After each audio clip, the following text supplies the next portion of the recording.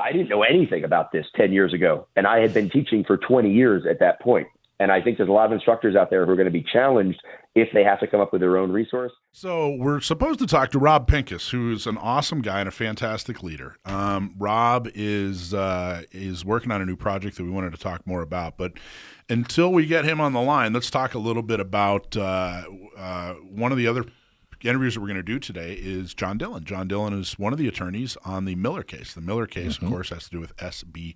SB2 is the assault weapons ban case, and Rob is on the line. And so we're going to talk to John Dillon about that and what happened in about so we're going to do that at 45 past the hour. But right now we have Rob Pincus on. Rob, how are you, man? I am doing pretty good despite the travel struggles of getting back from SHOT Show this year. I'm just about back to my place in Denver, but I'm doing pretty good other than that. Awesome, Rob. Well, good to talk to you, as always. You, sir, are a Second Amendment leader nationally, thought leader and literal leader, and I appreciate everything that you do, and thank you so much for being a strong voice. Today we're going to talk about – now, one of the things we're going to talk about is, of course, SB2 happened. We've got an injunction on some or most of it.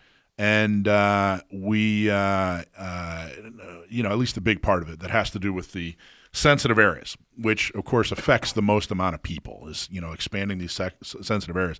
But there are other pieces to SB2, including forcing instructors to talk more about mental health or mental health training. So we wanted to have Rob come on because that's something that he's in that realm right now where Second Amendment and mental health training has intersected, I guess is maybe the best way to put it.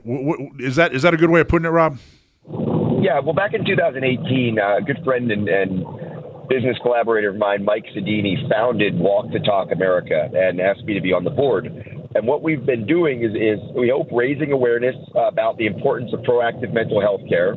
We've definitely been doing a lot of work in the mental health community to educate mental health practitioners about what responsible gun ownership looks like and what the gun community really is, despite what they might have heard in the mainstream media or thoughts, because of just the kind of people that are doing mental health practitioner aren't generally the kind of people that are hanging out at gun ranges, right? It's just a different demographic. So we have educational projects essentially, and what we do is we do outreach to mental health professionals to teach them how to better serve the gun community.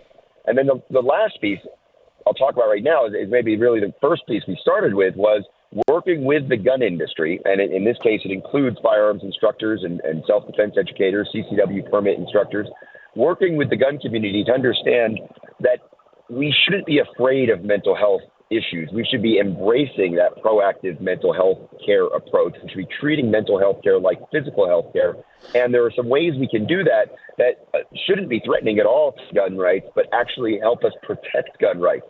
One of the key words that you used was that SB2 is forcing instructors to get into this area. We've been encouraging instructors to get into this area and be proactive about it for years, fearing that something like this might happen. And now that it has happened, we've created a resource for the community. How familiar are you with SB2? And the only reason I ask is, do you want to talk specifically about SB2, or would you rather talk more generally about the types of things that you guys are doing and offering?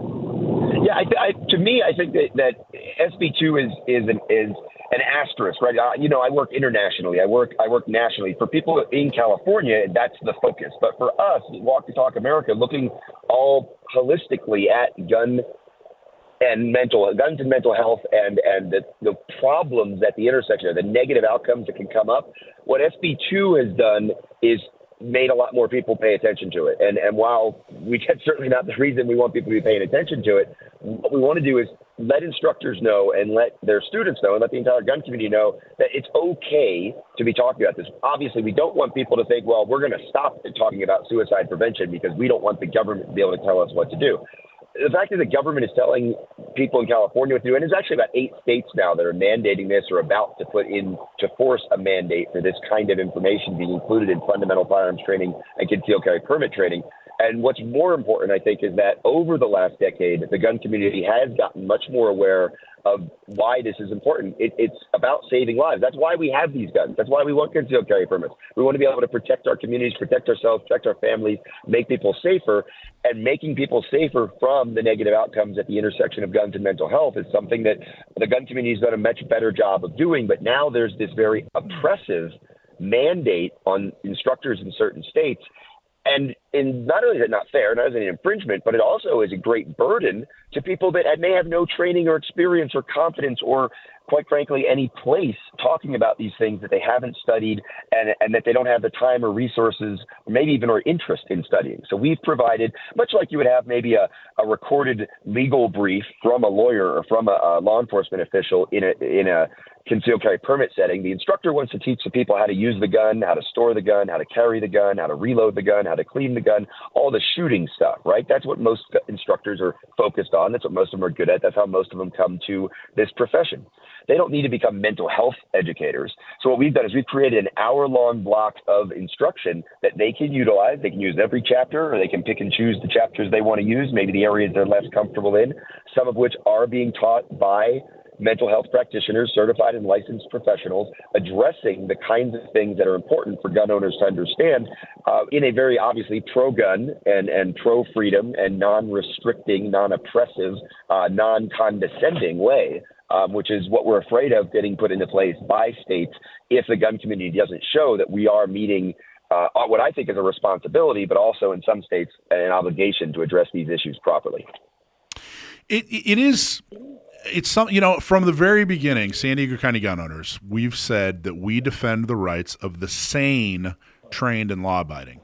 So if someone is, not sane, not trained, not law-abiding, then we're not trying to, get them a permit or teach them how to use a firearm or anything like that. I mean, we really truly only stand for the rights of the sane, trained, and law-abiding. That sane part is enormously difficult. Trained, pretty easy to determine. Law-abiding, pretty easy to determine, but the sanity part has been really difficult for me, for us, for the whole community. And I got to tell you, there are definitely times when I get resentful of that even having to be there. Like, hey, why is this my responsibility? I don't know anything about mental health. I know I'm mentally healthy. I know the people I hang out with are. Why do I have to figure all this out? It's a natural right. My ability to self-defense.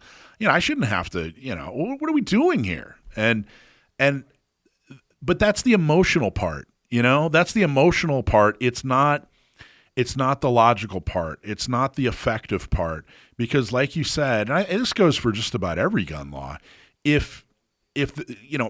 Most gun laws are most laws, frankly, but most gun laws are the result of irresponsible behavior. And if that's a huge general statement. So I know people can pick it apart, whatever.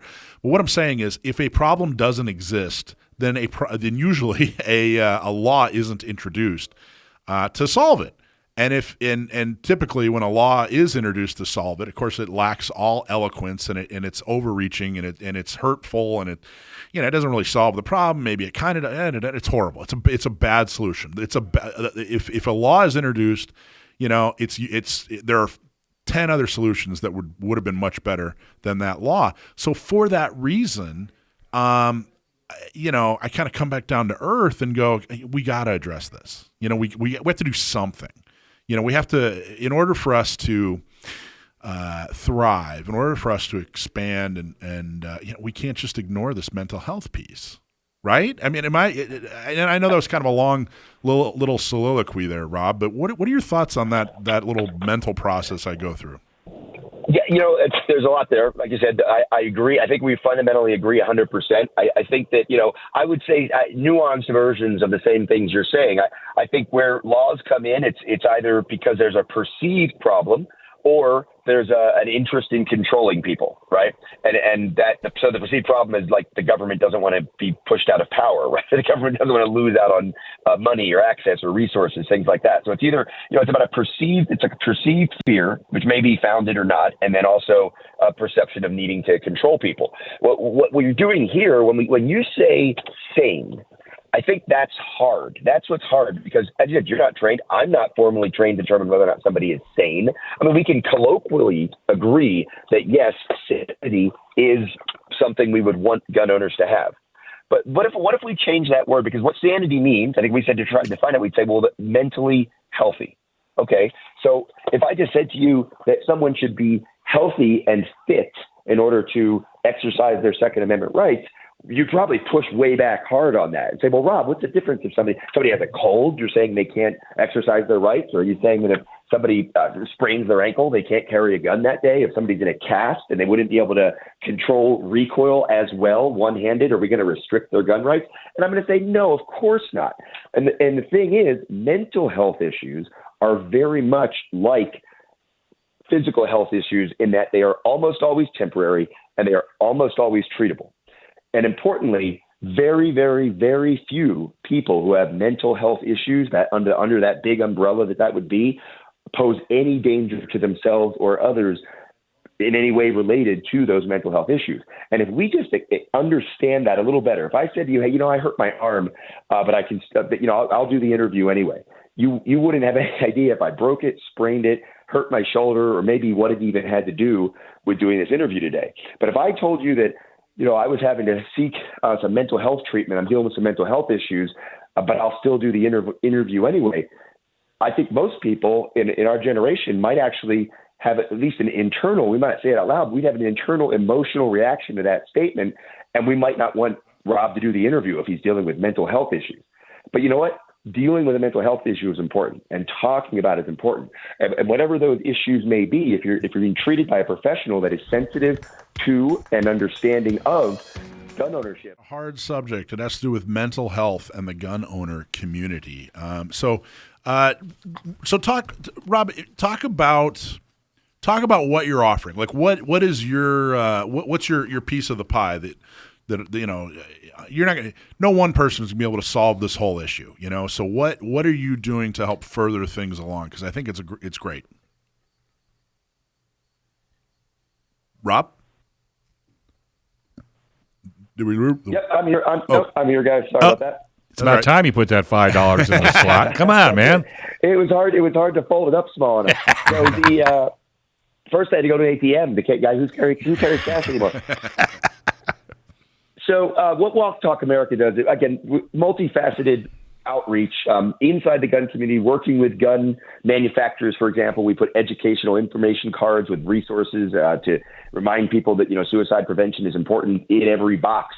Several gun companies. So talk about that. So so let's just talk about that piece. So if someone buys a XYZ gun or whatever, then inside the box, they bring it home, they pop it open, and inside the box there's going to be like what, a pamphlet with what kind of info, or talk specifics? It's an information card, we call it, and on the front it talks about very simple things. Gun owners need to be aware that the vast majority of firearms involved deaths are suicides. It's not negligent gun owners firing rounds off in the mall. It's not good, responsible gun owners irresponsibly using guns in the streets. It's not that. It's not murders. It's suicide. Over 60% of the deaths involving firearms in our country for I believe well over the last decade, and certainly the last 5 to 10 years that I've been looking at it, are suicide. So we just raise awareness. It's okay to talk about it. In fact, I think we have a responsibility and obligation to be proactive in our own mental health care and in our community to encourage other people to be that. And then the gun companies, there's a blank spot on the back that some gun retailers will put resources that they know to be firearms or Second Amendment friendly mental health resources in their community. And then, of course, there's national resources. And there's also an online free screening, a free and anonymous screening that's powered by Mental Health America, who are expressly not anti-gun. They don't take a position on any legislation regarding firearms or firearms ownership, and they provide resources online and in different communities around the country. But you can go through WTTA.org and take a free and anonymous screening for over 10 different potential issues. If you think, how am I doing on anxiety? Maybe I feel a little anxious. Maybe I'm depressed. Anything that you think falls under the umbrella of mental health issues you want to investigate, you can take a quick, again, free and anonymous quiz. And at the end of it, it gives you like a score, and it just says, you know what, according to your answers here, if you answered honestly, you probably don't have anything to worry about. Or, hey, you know what, if you answered honestly, we think you should probably call a professional. It's not an emergency, but seek a therapist, get help. Here's some resources for you. Or maybe, you know, if you feel like this right now, there are numbers you can call. There's suicide prevention hotline. You can call local law enforcement. You can call the hospitals. You can call ambulance services. There's a lot of things people can do to get outreach. Now, what we have found is that the vast majority of gun owners who take those self-assessments, anonymous, free assessments, we see the results, because we don't see who took them. But the vast majority of people find out, you know what, they don't have a problem. And that's what proactive mental health is. We don't want to create a mental health issue by worrying about, do we have a mental health issue or not? A lot of my insurance, actually, based in Colorado, just last year, added just like a proactive dental clean. One of my lines, they kind of took one of my regular talking points away with the media. In our country, we can get proactive physical health care very easily, right? We check our blood pressure, we get our blood work done, we get free dental cleanings to avoid potential dental problems in the future as part of our health care plans.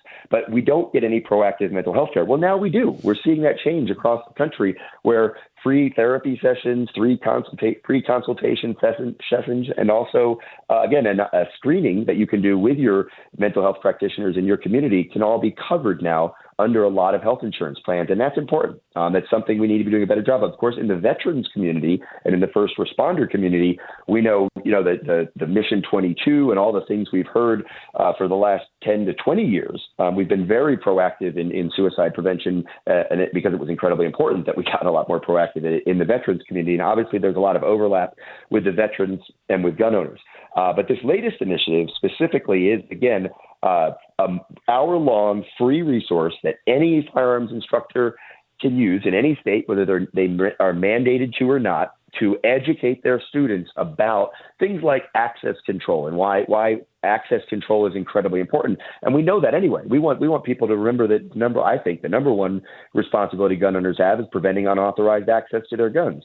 How do we do that? Well, there's about a 12-minute block where I talk about all the different kinds of quick access safes. I talk about the difference between staging and storing.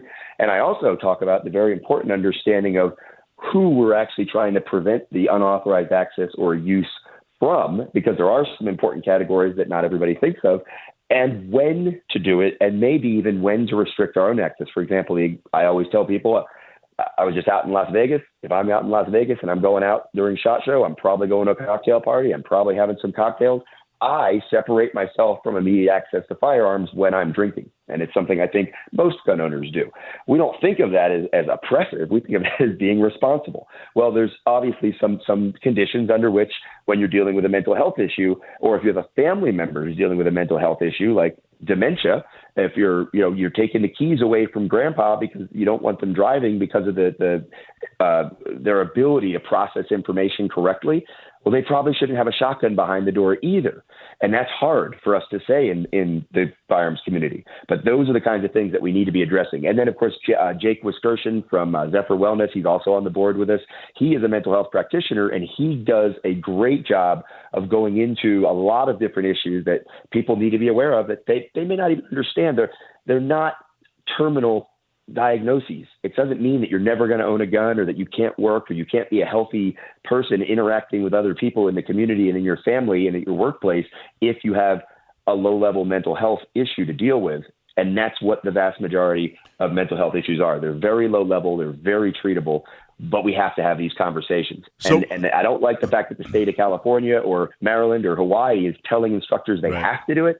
But if you have to do it, let's embrace it and get into it. Yep. Okay, so I just want to make sure I get it right. And I want to really, really clarify for our instructors, especially in San Diego and Orange and Inland Empire. So SB2 is requiring that as a part of the now 16-hour course, if you get a CCW, you have to take a 16-hour course, 2 8-hour courses. As a part of that, they have to talk about mental health. And what you're saying is that you guys have put together a 1-hour video that will fulfill that requirement, and it sounds like it's totally free to anybody? Absolutely. We made it. We know that there are other organizations that are probably going to be putting out for a fee. Some, big organizations that it will mean well, but they move slower than we do. And they're for-profit companies and they have for-profit training divisions. Some of them that are maybe nonprofit in other ways. And there'll probably be other resources out there, but we wanted to get out there as quickly as we could. Another instructor that a lot of people know, Kevin Dixie, also did a chapter. I did a couple chapters. So where do they go? The instructor, where does an instructor go? If you're listening here in Southern California, where exactly do they go to get that 1 hour? WTTA.org. Walk the Talk America, WTTA.org. Go to the drop down menu, look at the training resources. You're going to see the instructor resource there. This is mental health instructor resource videos. And again, they're broken down by chapter so that an instructor can integrate them into that 16 hours, for example, in California, whenever they want. They can show a chapter, in the morning, another chapter in the afternoon. Maybe the next morning you're going to show two chapters, or maybe they don't want to show Rob's chapter on preventing unauthorized access because it's something they're very passionate about. And they have all the quick access safes and locks and all the brands. They can show the students right there in the room. So they're going to skip that chapter. But they really need Jake's chapters on the mental health issues. So it's a pick and choose. Use it as you need it. It's completely free. You don't have to sign up. You don't have to register. Now, obviously, we're a 501c3. We love the donations. We have a big Pot of Gold Auctions is doing a really cool auction for us right now with a bunch of cool guns that were donated and Cerakoted and engraved and things like that. There's all kinds of ways to support WTTA, but what we want to be is a resource to the gun community. And unfortunately, SB2 has made a lot of people aware that they need this resource. And rather than reinvent the wheel or have people doing it in a way that, is begrudgingly done, which I could see a lot of instructors do. People are not happy about this. And I could see a lot of, all right, we're going to talk about suicide prevention for the next hour. And the next hour may not be as informative as it could be because, quite frankly, I didn't know anything about this 10 years ago. And I had been teaching for 20 years at that point. And I think there's a lot of instructors out there who are going to be challenged if they have to come up with their own resource.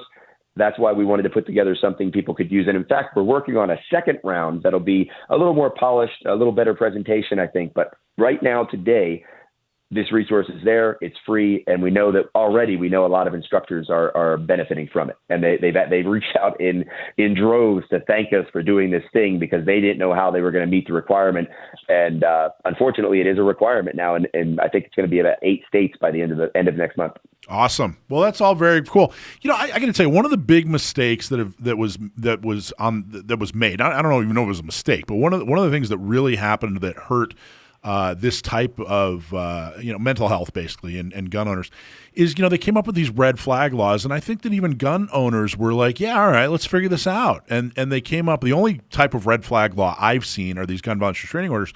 The gun violence restraining order was supposed to give people an avenue when, hey, Uncle so-and-so or Grandpa such-and-such, we don't know what to do. They have guns and they're showing a red flag. Like it would basically give a procedure or an avenue to get that person help, to get that person so that they maybe didn't have access to their firearms anymore, because of some kind of mental health. It wasn't clearly addressed in current law, but instead the anti-gunners took red flag laws, took gun violence restraining orders, and ran with it, made it standard operating procedure across the board.